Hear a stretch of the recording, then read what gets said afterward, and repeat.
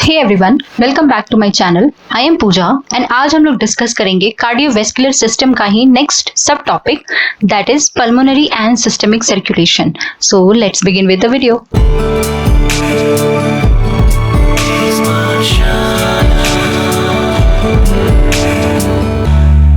ये जो डायग्राम आप लोग यहाँ पे स्क्रीन पे देख रहे हैं, this diagram represents basically the heart. इसी डायग्राम की हेल्प से हम लोग डिस्कस करेंगे कि हार्ट में pulmonary circulation and systemic circulation क्या होता है। से for example this diagram represents heart, so this will be left atrium and this will be left ventricle. Likewise, this will be right atrium and this will be right ventricle. So let's begin with this video and understand कि ये कैसे heart में सारा blood का जो circulation होता है वो होता है, और हम सिस्टमिक सर्कुलेशन किसको बोलते हैं और पल्मोनरी सर्कुलेशन किसको बोलते हैं। यहाँ पे जो डायग्राम है इसमें जब भी मैं रेड कलर के एरो की बात कर रही हूँ, it means we are talking about the oxygenated blood. तो ये मैं साइड में यहाँ पे कहीं लिख देती हूँ। दैट मीन्स कि अगर मैं यहाँ पे रेड एरो की बात कर रही हूं तो that will always show oxygenated blood, whereas the blue arrow that will show deoxygenated blood, so that कोई कंफ्यूजन ना रहे हमें। अब हियर कम्स अ पॉइंट कि ये सर्कुलेशन कहाँ से किस तरफ और कैसे कैसे होगा।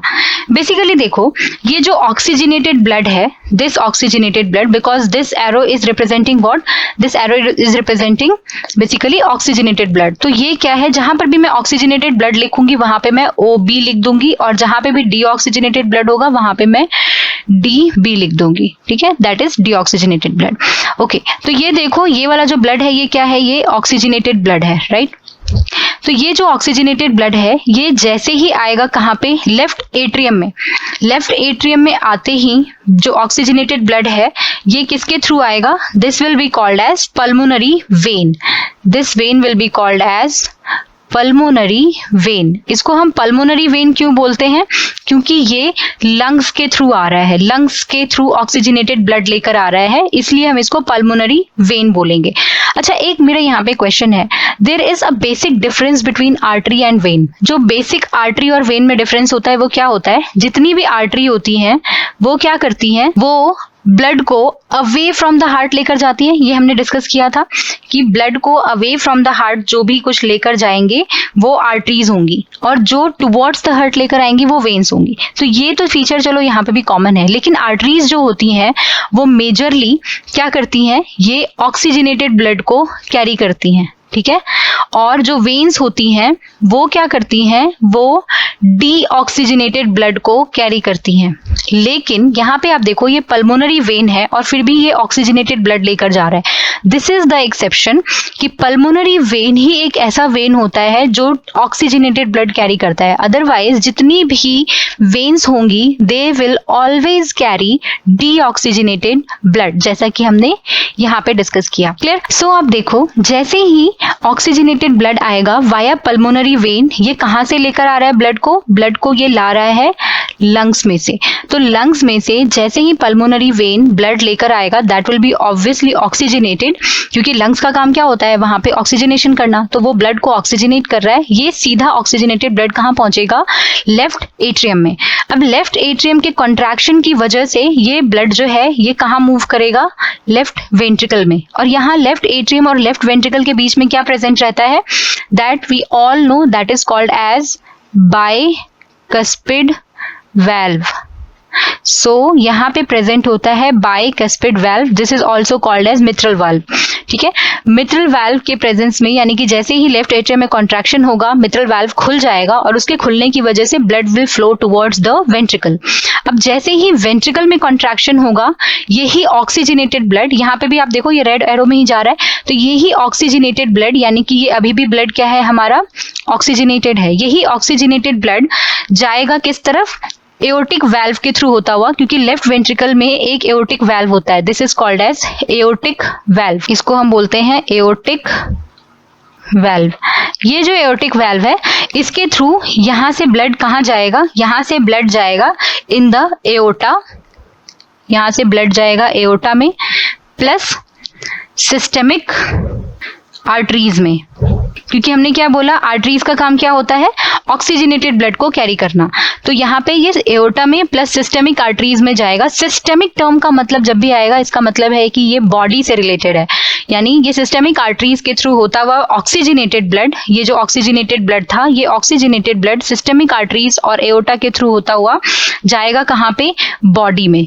अब ये बॉडी में तो जाएगा, बट ये लंग्स में नहीं पहुंचाएगा। ये बॉडी के सभी पार्ट्स में ब्लड को डिस्ट्रीब्यूट करेगा, लेकिन एक्सेप्ट फॉर द लंग्स। तो यहाँ पे हम ये लिख सकते हैं कि एक्सेप्ट लंग्स। तो लंग्स को छोड़ करके सभी जगह पे ये ऑक्सीजनेटेड ब्लड क्या होगा, डिस्ट्रीब्यूट हो जाएगा। सो यहां से यहां तक दैट मूवमेंट, क्योंकि ये हार्ट जो है ये basically left side of the pump जो है, this left side of the pump, क्योंकि इसके पंपिंग की वजह से ये ब्लड कहां से कहां मूव हो रहा है, ये सिस्टेमिक पार्ट में जा रहा है। This we all know that superior vena cava and inferior vena केवा।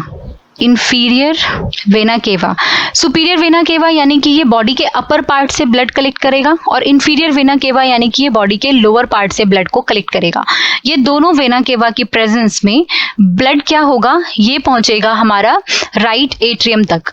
अच्छा, अब यहाँ पे आप देखो ब्लड का कलर क्या हो गया, ब्लड का कलर हो गया ब्लू। ये जो ब्लू है दैट डजंट मीन कि ब्लड नीला हो जाता है, बेसिकली ब्लड का कलर बहुत ज्यादा एक्सट्रीम रेड हो जाता है। यहाँ पे ब्लड का कलर ब्लू नहीं हो जाता है, ठीक है। सो बेसिकली ये हम एक रिप्रेजेंटेटिव डायग्राम बना रहे हैं सो दैट आपको याद रखना इजी हो जाए। तो यहाँ पे आप देखो ब्लड जो है वो बॉडी से जब जाएगा राइट एट्रियम में, तो ये क्या हो जाएगा, ये ब्लड यहाँ पे हो चुका होगा डीऑक्सीजनेटेड ब्लड। क्यों, क्योंकि जैसे ही बॉडी में ब्लड जाएगा वहां पे क्या होगा, ये जितना भी ऑक्सीजन कैरिंग ब्लड था, ये ऑक्सीजन जो होगा वो बॉडी के सभी सेल्स और टिश्यू तक पहुंचाएगा, और वहां से वो क्या अनलोड करेगा, कार्बन डाइऑक्साइड। तो बॉडी में से जो कार्बन डाइऑक्साइड है वो रिलीज होगा इनसाइड द ब्लड, और that will be passed via superior vena cava and inferior vena cava towards the right atrium. So movement of blood from left ventricle towards the right atrium, यहाँ से अभी तक हमने जो कुछ भी पढ़ा, not this one, blood का movement starting from the left ventricle towards the right atrium, इसको हम बोलते हैं सिस्टेमिक सर्कुलेशन। बिकॉज इस साइड के हार्ट के पंप होने की वजह से ये जो लेफ्ट एट्रियम है, यहाँ पे ब्लड पंप हुआ, बाइकस्पिड वाल्व के थ्रू आया, यहाँ पे फिर ये लेफ्ट वेंट्रिकल में गया, यहाँ से ये एओर्टिक वाल्व के थ्रू होता हुआ एओर्टा में गया, एओर्टा में जाने के बाद ये ब्लड कहाँ पहुंचा, बॉडी में, एक्सेप्ट फॉर द लंग्स, और via superior and inferior vena केवा ये जो डीऑक्सीजनेटेड ब्लड है ये वापस जाता है राइट एट्रियम में। So this particular circulation is called as systemic circulation, क्योंकि इसमें हमने क्या डिस्कस किया, ब्लड कहां से कहां फ्लो कर रहा है, from the heart towards the body and then again towards the heart. Clear. Next जो सर्कुलेशन है that is basically pulmonary circulation. वो क्या होता है वो डिस्कस करते हैं। अब जो ये पल्मोनरी सर्कुलेशन होगा, इसमें आप देखो ब्लड आ चुका है कहाँ पे, राइट एट्रियम तक। राइट एट्रियम के कॉन्ट्रैक्शन की वजह से blood will move from the right atrium towards the right ventricle, and यहाँ पे क्या प्रेजेंट होते हैं, यहाँ पे प्रेजेंट होते हैं ट्राइकस्पिड वाल्व। ये हम लोगों ने पहले ही पिछली वीडियो में पढ़ा हुआ है, जो हमारा लास्ट वीडियो था उसमें हमने डिस्कस किया था बाइकस्पिड एंड ट्राइकस्पिड वाल्व्स के बारे में। तो यहाँ पे आप देखो राइट एट्रियम से राइट वेंट्रिकल में ब्लड जब जाता है that will move via tricuspid valves. अब ये ट्राइकस्पिड वाल्व से होता हुआ जब ये राइट वेंट्रिकल में पहुंचेगा, राइट वेंट्रिकल विल कॉन्ट्रैक्ट। अब जब राइट वेंट्रिकल के कॉन्ट्रैक्ट होने की वजह से वो जो ब्लड में प्रेशर इंक्रीज होगा, उसकी वजह से blood will move towards the pulmonary artery. अब यहाँ पे देखो जैसे पल्मोनरी वेन एक अपने आप में एक एक्सेप्शन है ना, कि ये ऑक्सीजनेटेड ब्लड लेकर जाता है, अदरवाइज वेन्स जो होते हैं वो डीऑक्सीजनेटेड ब्लड लेकर जाते हैं, वैसे ही ये यहाँ पे एक प्रेजेंट होता है पल्मोनरी आर्टरी। ठीक है, pulmonary artery. Pulmonary artery, otherwise arteries क्या करती हैं, ऑक्सीजनेटेड ब्लड लेकर जाती हैं, this is oxygenated blood. Otherwise arteries जो होंगी वो ऑक्सीजनेटेड ब्लड लेकर जाएंगी, लेकिन pulmonary artery on the contrary this will also carry deoxygenated blood. तो ये जो है ये डीऑक्सीजनेटेड ब्लड लेकर जाते हैं, और इसी वजह से ये भी एक एक्सेप्शन है। तो यानी आर्टरी और वेन्स में और पल्मोनरी वेन और पल्मोनरी आर्टरी में यही एक बेसिक डिफरेंस होता है। इसको हम पल्मोनरी आर्टरी इसलिए बोल रहे हैं because this is carrying blood from the heart towards the lung, क्योंकि पल्मो टर्म्स जो होता है वो लंग के लिए रिप्रेजेंट करता है। तो pulmonary artery will do what? They will carry that deoxygenated blood from the right ventricle towards the lungs. ठीक है, अब ऑब्वियस है यहाँ पे देखो जो लेफ्ट वेंट्रिकल था उससे जब एओर्टा में गया तो यहाँ पे एक एओर्टिक वाल्व प्रेजेंट था, राइट वैसे ही अब राइट वेंट्रिकल से इसको पल्मोनरी आर्टरी में जाना है, यहाँ पे भी कोई वाल्व तो चाहिए ना, तो यहाँ पे जो वाल्व प्रेजेंट होता है उस वाल्व को हम क्या बोलते हैं? Pulmonary valve. This is very simple. आप देखो पल्मोनरी आर्टरी में जा रहा है इसलिए पल्मोनरी वाल्व, यहाँ पे ये एओर्टा में जा रहा था इसलिए एओर्टिक वाल्व। ठीक है, तो ये यहाँ पे पल्मोनरी वाल्व जो है ये रेगुलेट करता है। एक्चुअली वाल्व्स का जो काम होता है वो यही होता है कि वो बैक फ्लो को रेजिस्ट करते हैं, बैक फ्लो होने नहीं देते, ब्लड एक डायरेक्शन में ही मूव करे। दे विल मेक श्योर कि ब्लड एक ही डायरेक्शन में मूव करे, वो बैक फ्लो ना करे। तो यहाँ पे देखो अब आप ब्लड जो है ये राइट वेंट्रिकल से पंप होकर के वाया पल्मोनरी वाल्व जब ये ट्रैवल करेगा to the pulmonary artery that will go towards the lung. जब तक लंग की तरफ तक ब्लड गया है तब तक ब्लड क्या है? ब्लू कलर का हमने बनाया है, दैट मीन्स यहाँ तक ये ब्लड जो है वो डीऑक्सीजनेटेड ब्लड है। जैसे ही लंग के अंदर मूव करेगा ब्लड, वहां पे एल्वियोलाई होते हैं that increases the surface area for the exchange of oxygen. तो यहाँ पे क्या होता है? यहाँ पे लंग्स के अंदर जो एल्वियोलाई प्रेजेंट है वहां पे जाके ब्लड क्या हो जाएगा? वो ऑक्सीजनेट हो जाएगा, क्योंकि रेस्पिरेटरी सिस्टम के थ्रू वहां पे ऑक्सीजन आ रहा है। तो वहां पे जैसे ही ऑक्सीजन आएगा तो वो CO2 को अनलोड कर देंगे, CO2 बॉडी से बाहर चला जाता है वाया एक्सपिरेशन, और यहाँ पे प्रेजेंट होता है जो oxygen that will be loaded inside the blood, और ब्लड क्या बन जाएगा? अब यहाँ पे ऑक्सीजनेटेड ब्लड। अब यहाँ पे ये ब्लड जो है ये OB बन गया, यानी कि ऑक्सीजनेटेड ब्लड बन गया, और यही ऑक्सीजनेटेड ब्लड फिर पल्मोनरी वेन के थ्रू लेफ्ट एट्रियम तक पहुंचाया जाता है। So this movement of blood from the right atrium towards the right ventricle and then again towards the lung and then from the lung towards the left atrium, this is called as basically pulmonary circulation. Pulmonary circulation, pulmonary circulation का मतलब क्या हो गया? कि ये lungs को इसमें involve करता है। और जब भी सिस्टेमिक सर्कुलेशन की हम बात करते हैं that means it is involving body.